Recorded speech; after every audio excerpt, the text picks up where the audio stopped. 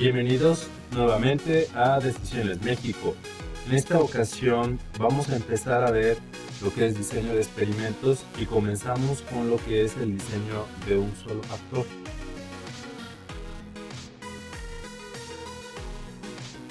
En este caso, lo que vamos a presentar es el análisis de varianza. Bueno, los datos típicos para el análisis de varianza de clasificación de un solo factor o unidireccional se presenta de la siguiente manera. En cada diseño de experimentos es lógico encontrar diferentes tratamientos, diferentes observaciones. En nuestro caso, el primer tratamiento se compone de Y11 observación, Y12 observación, así hasta Y1N observaciones. Los totales se van a representar como Y1 punto porque es el primer tratamiento. Y es la suma de las observaciones, como dijimos, del primer tratamiento. El promedio lo vamos a representar con una Y barra, subíndice 1 y un punto. Y es el promedio de las observaciones del primer tratamiento. Hacemos lo siguiente para el tratamiento 2. En este caso ahora, en lugar de 1 en el primer dígito, tenemos el segundo tratamiento. Y entonces tenemos Y2, 1, Y2, 2, así hasta Y2N.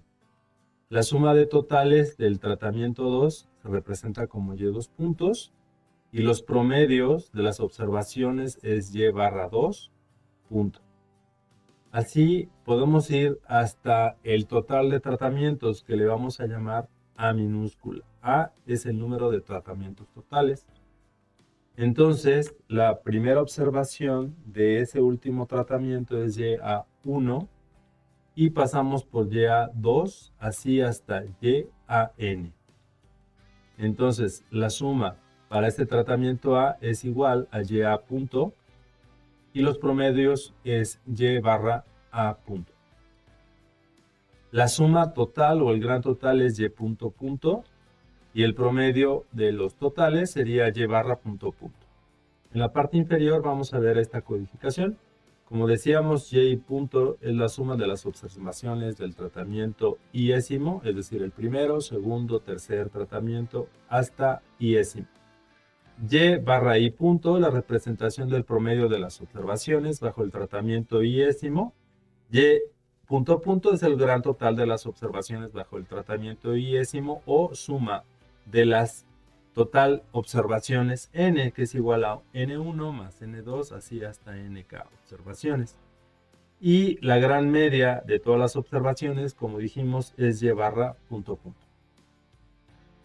El modelo estadístico lineal entonces quedaría de la siguiente manera. YJ igual a mu más tau I más epsilon y J. Para I igual con 1, 2 hasta A tratamientos y J es igual a 1, 2, así hasta N minúsculo. Y y J es la observación IJésima, mu es el parámetro común para todos los tratamientos, la media, tau I es el parámetro asociado con el tratamiento iésimo, que es el denominado efecto de tratamiento iésimo. Y el componente del error aleatorio en nuestro modelo estadístico lineal se representa como epsilon IJ. En este modelo, los efectos del tratamiento tau I suelen definirse como desviaciones de la media general, por lo que yo espero que la suma de estas desviaciones sea igual a 0. El modelo estadístico lineal se representa de la siguiente manera. Como resumen, ya habíamos dicho esto, el Y punto, el Y barra I punto, Y punto punto, Y barra punto punto, y aquí, como podrás ver, están los cálculos para cada uno de ellos. ¿Cuál es la prueba de hipótesis? Bueno, estamos interesados en probar la igualdad de los efectos de tratamiento. La hipótesis apropiada son, la hipótesis nula es que todos los efectos del tratamiento son iguales a 0, es decir, no hay diferencias significativas entre los niveles del factor. Y la hipótesis alternativa es que al menos uno de los efectos de los tratamientos sea diferente de 0. Bueno, pasemos ahora a la identidad de la suma de cuadrados. Como podemos notar, la suma de cuadrados total es igual a la suma de cuadrado de tratamientos más la suma de cuadrado del error. Esta es la expresión para obtener la suma de cuadrados totales. En el ejemplo siguiente vamos a ver de manera clara cómo se hacen estos cálculos. Posteriormente podemos calcular la suma de cuadrado de los tratamientos y ya por diferencia podemos encontrar la suma del cuadrado del error o con esta expresión. Como vemos aquí y j es la observación j-ésima en el tratamiento y-ésimo. Y barra i es la media del tratamiento y-ésimo. Y barra punto punto es la media general, como hemos visto. A es el número de tratamientos y n es el número de observaciones en el tratamiento y-ésimo. La prueba de hipótesis de ANOVA. Se debe rechazar H0 si el estadístico de prueba es grande. Esto implica una región crítica de cola superior. Rechazar H0 si f calculada es mayor que f de tablas. En este caso, f, subíndice alfa, ni1, ni2, donde ni1 es igual al número de tratamientos menos 1, a menos 1, y ni2 es igual a n menos a. Aquí f calculada, o f0, es el estadístico de prueba. Y f alfa ni1 ni 2, como decimos, es el valor crítico de la distribución f de Fisher con un nivel de significancia alfa. Ni1 son los grados de libertad del numerador, es decir, a menos 1, y ni 2 son los grados de libertad del denominador, n menos a. F0 lo vamos a calcular de la siguiente manera. En el numerador tenemos que es la suma de cuadrados de los tratamientos entre a menos 1 y en el denominador suma de cuadrados del error entre n menos a. Y esto es igual a la media cuadrática de los tratamientos entre la media cuadrática del error. Esto se ve muy claro en la siguiente tabla. Como vemos en esta tabla, ponemos en la parte superior la fuente de variación que sería entre tratamientos, del error y el total. Por otro lado tenemos la suma de cuadrados, que es la que veíamos hace un momento. Tenemos la suma de cuadrados de los tratamientos y la suma de cuadrados totales. Como te decía, se recomienda primero calcular la suma de cuadrados totales, luego la suma de cuadrados entre los tratamientos y ya por diferencia calculamos la suma de cuadrados del error. Aquí tenemos los grados de libertad, como fue mencionado anteriormente, y la media cuadrática es igual, si te das cuenta, suma de los cuadrados de los tratamientos entre los grados de libertad. Por otro lado, la media cuadrática del error es la suma de cuadrados del error entre también los grados de libertad que le corresponden al error. Y f calculada, simplemente vamos a dividir la media cuadrática de tratamientos entre la media cuadrática del error. Veamos un ejemplo. Un fabricante de papel para hacer bolsas comestibles se encuentra interesado en mejorar la resistencia a la tensión del producto. El departamento de ingeniería del producto piensa que la resistencia a la tensión es una función de la concentración de madera dura en la pulpa y que el rango de las concentraciones de madera dura de interés práctico está entre 5% y 20%. El equipo de ingenieros responsables del estudio decide investigar 4 niveles de concentración de madera dura: 5%, 10%, 15% y 20%. Deciden hacer 6 ejemplares de prueba con cada nivel de concentración utilizando una planta piloto. En esta tabla tenemos el ejemplo, la resistencia del papel a la tensión en unidades IPC. Y tenemos, como veíamos, los 4 tratamientos, la concentración de madera dura en porcentaje, 5, 10, 15 y 20%, y las observaciones que son 6. Por ejemplo, para la primera, la del 5%, tenemos 7 en la primera observación, 8 en la segunda observación, 15 en la tercera observación, 11 en la cuarta observación, y 9 en la quinta observación, y por último 10 en la sexta observación, y así tenemos para los diferentes tratamientos. Del lado derecho tenemos 2 columnas, la de los totales y la de los promedios. Veamos, para la primera concentración los totales son 60, puedes verificar esta suma. Para El segundo tratamiento, la suma es 94, para la tercera es 102, para la cuarta son 127. Entonces vamos a calcular los promedios. Para el primero es 60 entre 6, pues es igual a 10 el primer promedio. 94 entre 6 es 15.67. 102 entre 6, 17. Y 127 entre 6 tenemos 21.17. Ahora entonces la suma de los totales, 60 más 94 más 102 más 127, me da un total de 383. Y el promedio de todos los valores es 15.96, es decir, 10 más 15.67 más 17 más 21.17 entre 4 nos debe dar 15.96. Ahora vamos a utilizar estos datos para los cálculos, en este caso, de la suma de los cuadrados totales. Bueno, de acuerdo con la fórmula, lo que vamos a hacer es a cada valor y y j lo vamos a elevar al cuadrado, todos. Entonces tendríamos 7 al cuadrado, más 8 al cuadrado, más así hasta el último valor, hasta el 20. Entonces repito, 7 al cuadrado, más 8 al cuadrado, más 15 al cuadrado, más 11 al cuadrado, más así hasta 20 al cuadrado.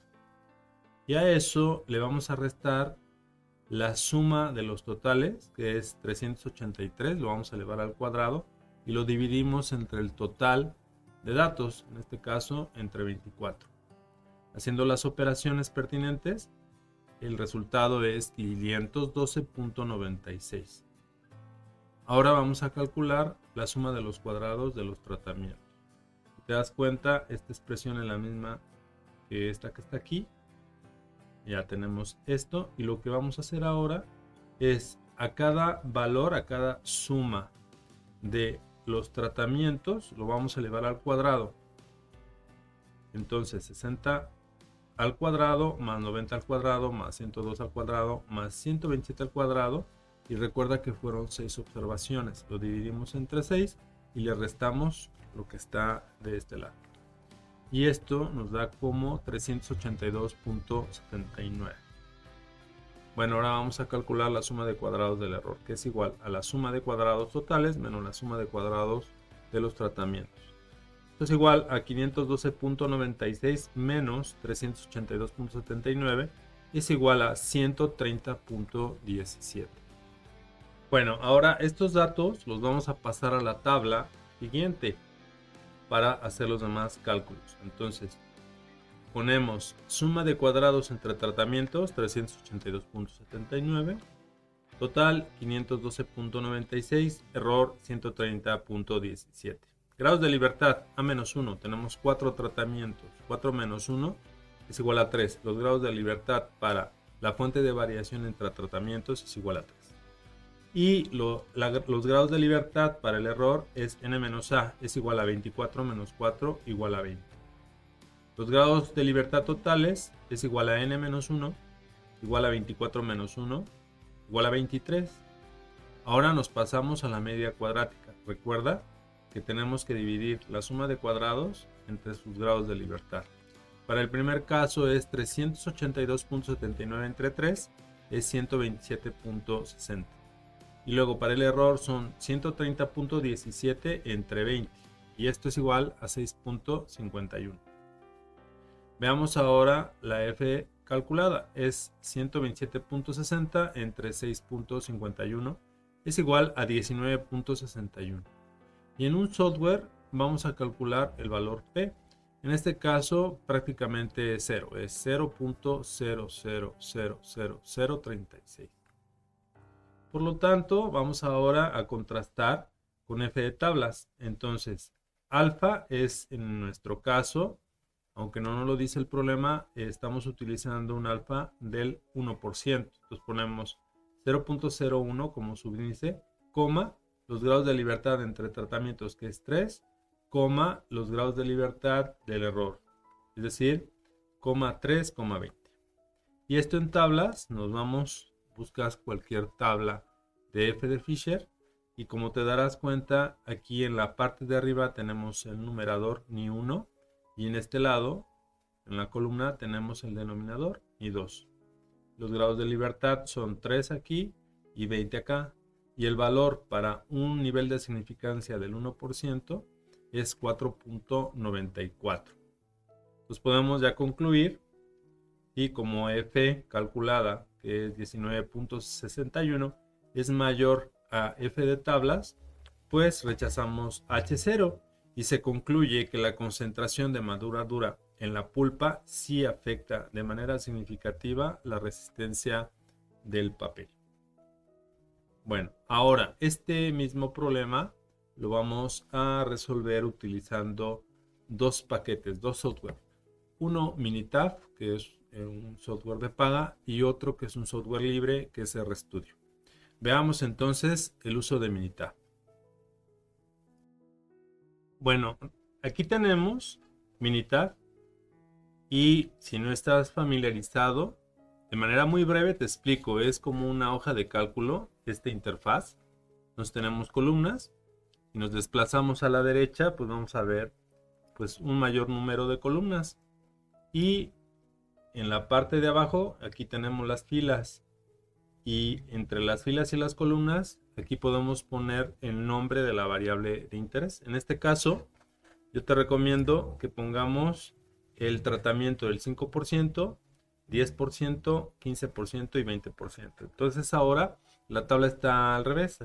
Si te das cuenta, en nuestro ejemplo pusimos primero el tratamiento del 5% y de manera horizontal poníamos las observaciones.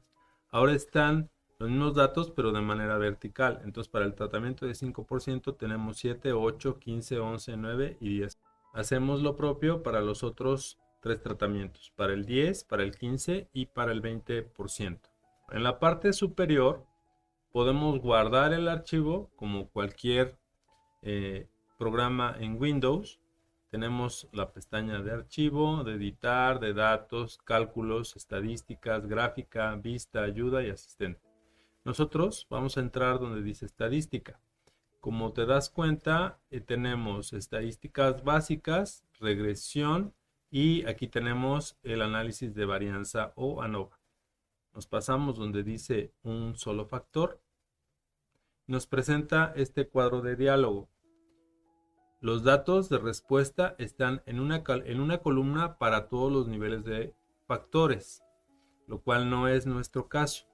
Lo que hicimos fue, los datos de respuesta están en una columna separada para cada nivel de factor. Entonces escribimos aquí. Pudimos haber puesto todos los datos en una sola columna. De hecho, lo haremos más adelante en RStudio. En respuestas, a la hora de dar clic en respuestas, ya me van a aparecer las 4 columnas. Le doy doble clic o le doy seleccionar. Seleccionar o doble clic y doble clic. Y ya tengo las respuestas para los 4 tratamientos. En opciones podemos poner algunos aspectos, como asumimos que las varianzas son iguales, así lo vamos a dejar. Y el nivel de confianza le vamos a poner 99%. Esto va a ser útil después para los intervalos de confianza de la media. Entonces le damos a aceptar. Aceptar. Y ya nos aparece en este caso, la suma de cuadrados y los grados de libertad. Si te das cuenta, son los mismos valores que obtuvimos en nuestros cálculos manuales. Entonces tenemos suma de cuadrados para el factor o los tratamientos es 382.8, suma de cuadrados para el error 130.2 y los totales son 503. Tenemos aquí, como veíamos, la media cuadrática, el valor F y el P valor. Posteriormente vamos a ver estos otros aspectos. Y como te darás cuenta, llegamos a las mismas conclusiones. Vamos a rechazar H0 y se concluye que la concentración de madera dura, es decir, los tratamientos, sí afectan de manera significativa la resistencia del papel. Ahora pasamos al uso del software RStudio. Tenemos este ambiente, como puedes ver. En el lado izquierdo tenemos la consola. En ella podemos hacer operaciones con aritméticas básicas, como por ejemplo 2 por 2 y nos da el resultado. todos los datos que se van, o todas las operaciones que se van poniendo en la consola, pues no se van guardando. Lo que tenemos que hacer para poder salvar nuestro trabajo es abrir un script. Del lado derecho vamos viendo aquí en la parte superior los datos que se van guardando. Y en la parte inferior del lado derecho están los gráficos que se nos van a ir generando con nuestras solicitudes. Aquí podemos ver algunos programas, paquetes que están ya preinstalados para que puedan ser utilizados por RStudio. Bueno, pues vamos a continuar. Procedemos a crear un nuevo script. Le damos aquí en File, New File y un script de R. Entonces ya me divide la pantalla del lado izquierdo en dos. La parte superior es donde vamos a poner nuestras instrucciones.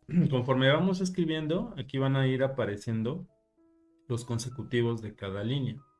Si yo pongo el signo de gato o numeral, quiere decir que RStudio no va a hacer ninguna operación.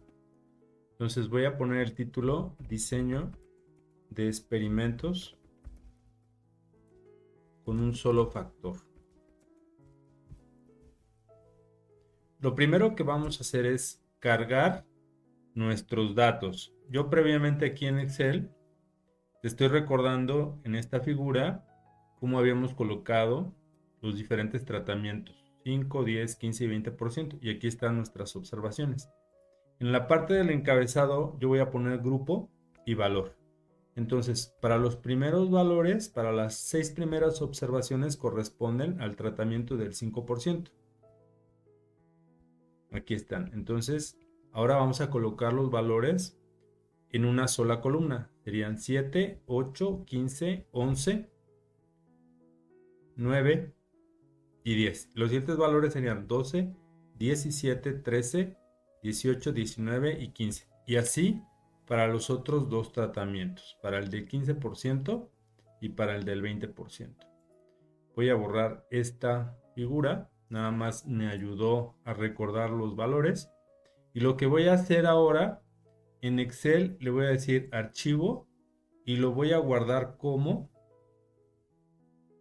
guardar una copia y lo voy a guardar como un archivo con extensión CSV, es decir, es un archivo como base de datos delimitado por coma. Lo voy a guardar.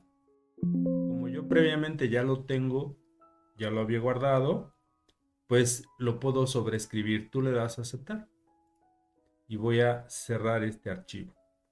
Hay varias formas de importar las bases de datos. Si te das cuenta, aquí del lado derecho dice importar precisamente un conjunto de datos y yo lo puedo hacer desde un formato de texto, inclusive desde Excel.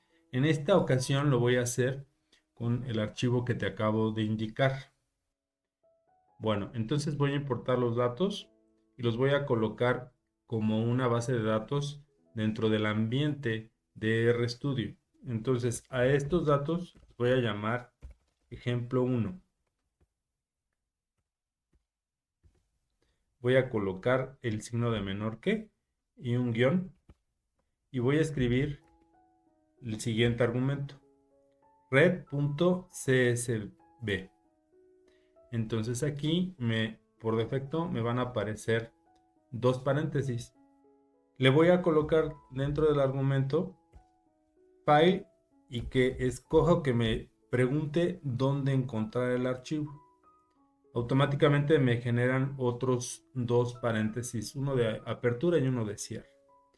Del lado derecho vamos a ver que está el comando run. Yo le voy dando línea por línea, va a ir ejecutando lo que estoy poniendo en el script. Yo le voy a dar run y me va a abrir el cuadro de diálogo, donde yo voy a seleccionar el archivo con este formato, con extensión .csv. Le doy a abrir y aquí ya me genera los datos en el ambiente del lado derecho de RStudio.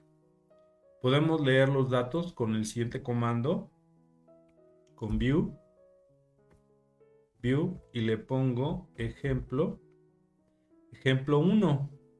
Inclusive ahí ya me muestra una tabla, ¿no? Una tabla con los datos. Le doy ejemplo 1, le doy correr y aquí aparecen los datos que previamente fueron cargados. Como te darás cuenta, como te decía, en la consola te van viendo qué es lo que está ejecutando RStudio.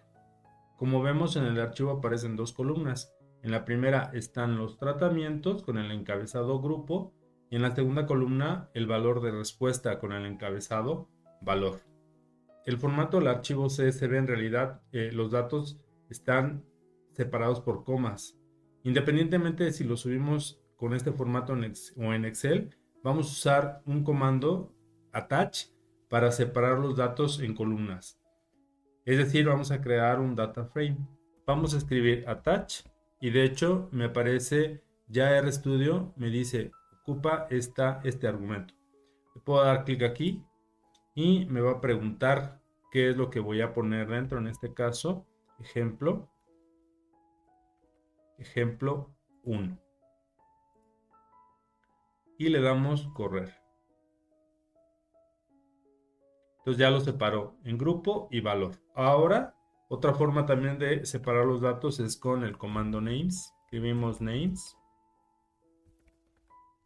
Y también escribimos ejemplo 1. Damos correr. Ya me aparece grupo y valor. Ahora le vamos a indicar a RStudio que nos diga la clase de grupo que es una variable categórica. Entonces vamos a escribir class y ponemos grupo. Le damos correr y me dice que es una variable de tipo categórico. Hacemos lo mismo para la clase de valor. Tiene valores numéricos. Escribimos class valor. Y reconoce que son numéricos los valores. En este caso recordemos que son los valores de IPC en el estudio o en el ejercicio que estuvimos haciendo. Ahora lo que vamos a hacer es buscar dentro de los paquetes y tenemos Rapport Tools. En caso de que no tengas esta librería, vamos a instalarla. Le damos install, package, abrimos comillas, ponemos Rapport Tools y corremos. Como yo ya la tengo instalada, pues me pregunta, ¿no? En este caso, uno más de los paquetes van a ser actualizados, ¿sí? Entonces me pregunta que va a volver a correr, restablecer, en este caso en R, esta paquetería. Entonces me pregunta si reinicia R, ¿no? Antes de instalar.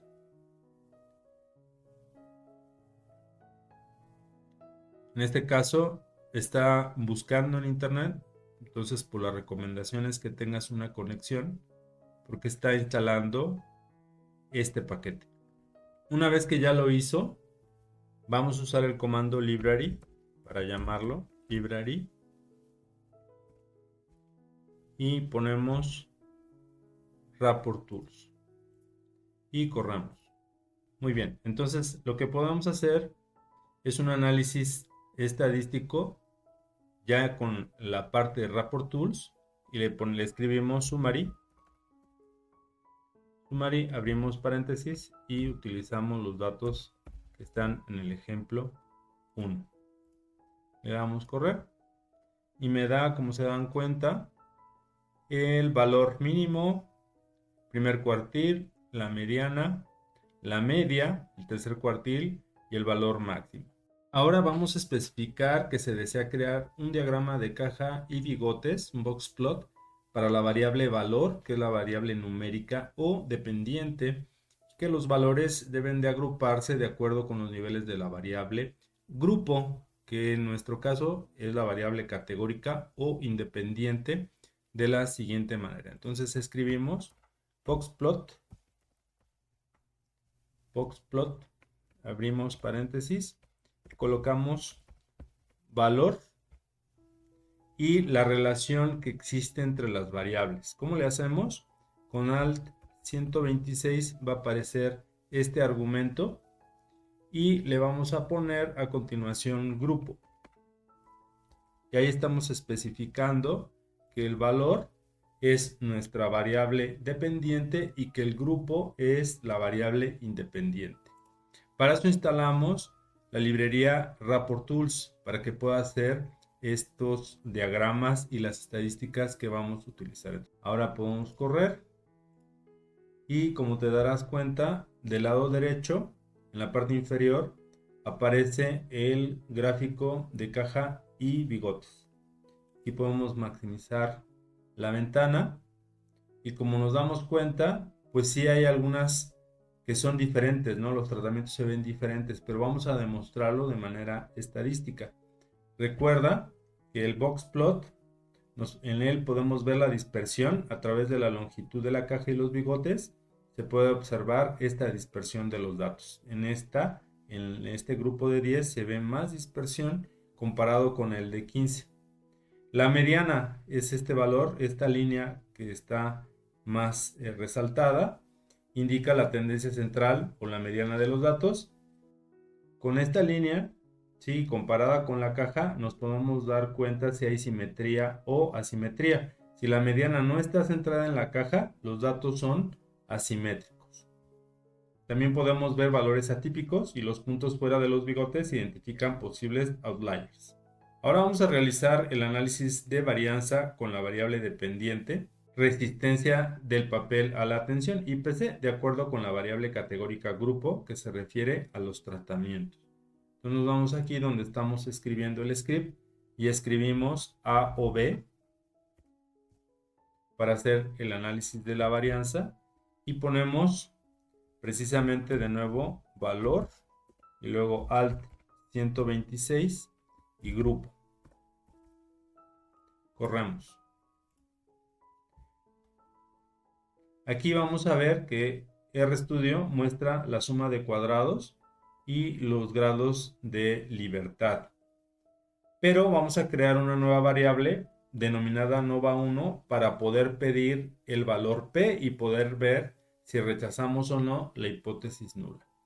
Entonces vamos a escribir una nueva variable a nova1 que es igual, y escribimos lo mismo de arriba, A o B, valor, Alt 126 y grupo. Y corramos. Muy bien. Posteriormente le indicamos a RStudio el resumen. Me voy a regresar aquí en donde está, voy a minimizar esta pantalla de los plots. Y aquí nos podemos dar cuenta que ya aparece ANOVA 1, que fue lo que le pedimos aquí. Ahora vamos a pedirle el resumen y vamos a colocar summary ANOVA 1. Le damos correr y ya me presenta más datos que no se veían en la tablita de aquí arriba. Si te das cuenta, aquí está la suma de cuadrados que ya calculamos, en este caso de los tratamientos, que es 382.8 y del error es 130.2. Si hacemos la suma, es la suma de los cuadrados totales. Y del lado derecho, aquí está el valor F, el F valor, que es 19.61, es el F calculado. Y como nos damos cuenta, el P valor es muy pequeño, es 3.59 por 10 a la menos 6. Entonces prácticamente lo que estamos haciendo es que con estos valores, el P valor, nos damos cuenta que es menor a 0.01, que es el nivel de significancia que definimos, por lo que nuestra hipótesis nula se rechaza. Es decir, los resultados observados son significativos. Las medias para cada tratamiento son diferentes, como te decía en el gráfico que está aquí. Posteriormente, en otro video, realizaremos una prueba para ver qué medias son diferentes de manera estadística. Y bueno, con esto concluimos el primer ejercicio de un solo factor o ANOVA unidireccional. Bueno, como vemos aquí, RStudio es muy útil para poder usar el análisis de la varianza. También usamos Minitab. Entonces, vamos a continuar con otros ejemplos posteriormente. Me da mucho gusto que hayas podido estar con nosotros. Te invito a que te suscribas a nuestro canal de Decisiones México y síguete preparando. Muchas gracias.